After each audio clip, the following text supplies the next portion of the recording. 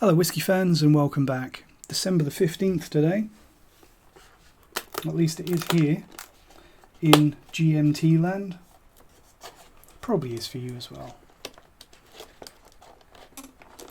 Although if you're watching this very early in the morning, at certain places in the world, possibly not.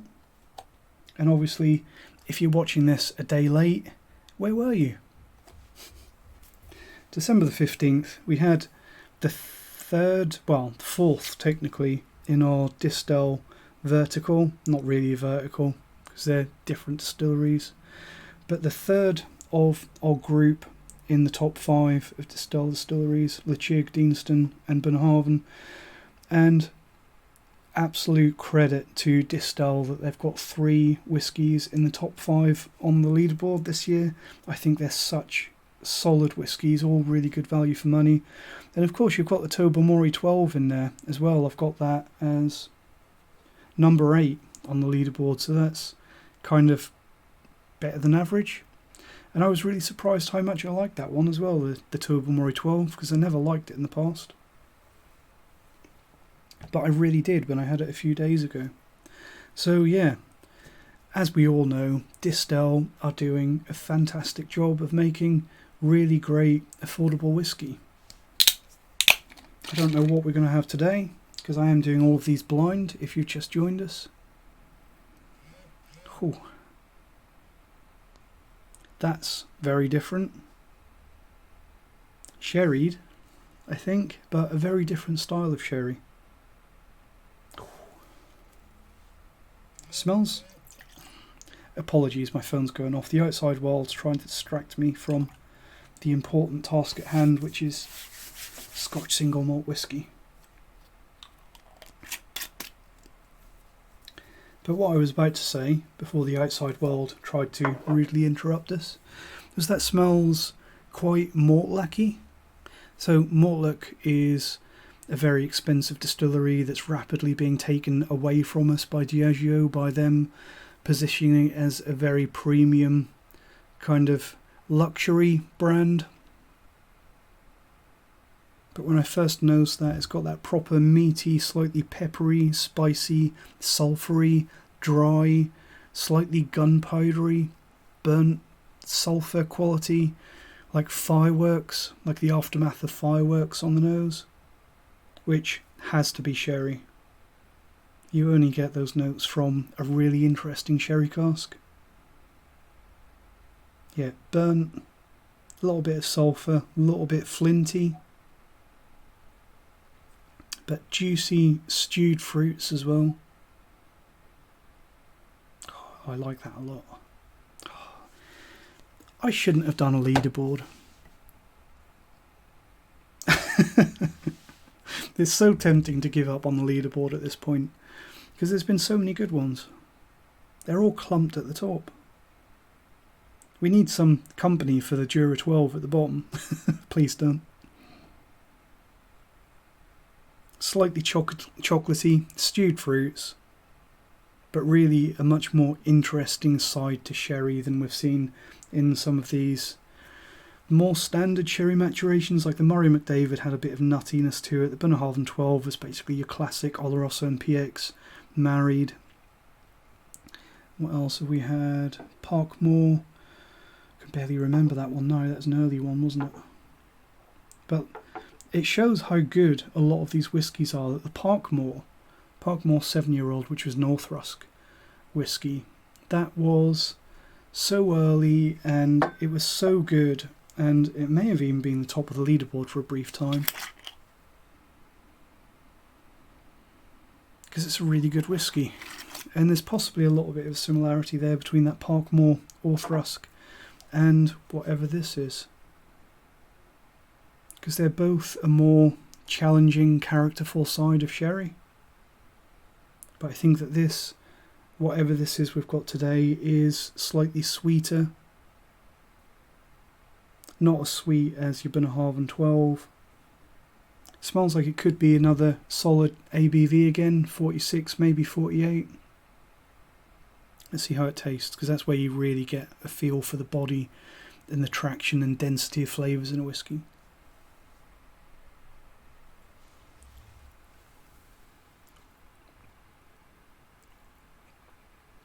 That is a little bit of an oddball. Really good density of flavours. I definitely think at least 46% on this one, maybe 48%. And the palate really follows through from the nose. The same flavours carrying over onto the palate. Stewed fruits, peppery spice, a little bit flinty. Really interesting whiskey. A little bit of a caramel milk chocolate note, but really a background flavour on this one. Lots of character, lots of really good sherry gone into this one. At least 46%. Nutty, creamy, gristy. Dry grains. And a nuttiness that I'm finding it difficult to put my finger on at the moment. Like an oily nuttiness, a little bit like, almost like a sesame seed nuttiness. That's going to be another one that's really, really difficult to place on the leaderboard. I think it's probably going to be another top 4.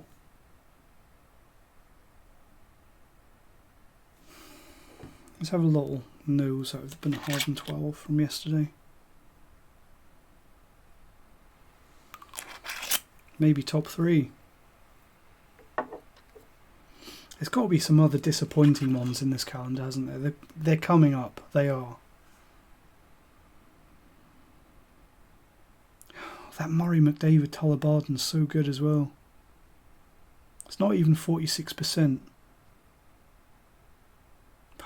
Such character and interesting flavours coming through from that sherry cask. That Tullibardine, if you've had it, because I wasn't entirely sure which bottling it was when I gave it a little Google search, but you get such more interesting sherry, and it's PX as well. It's kind of the sherry that a lot of people kind of shy away from, but the sherry that you get on this is so much more interesting than your average sherry. But going back to today's dram, it's got a real good body to it, a nice dryness to the late palate, a little bit of a dry caramel oakiness on the late palate and extending through the finish, really long finish.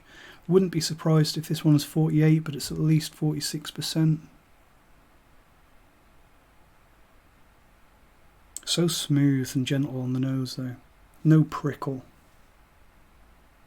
Much less prickle than you'd expect compared to the flavours that you get over it.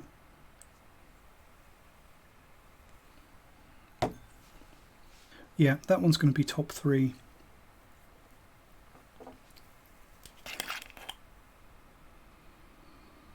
Maybe top 2.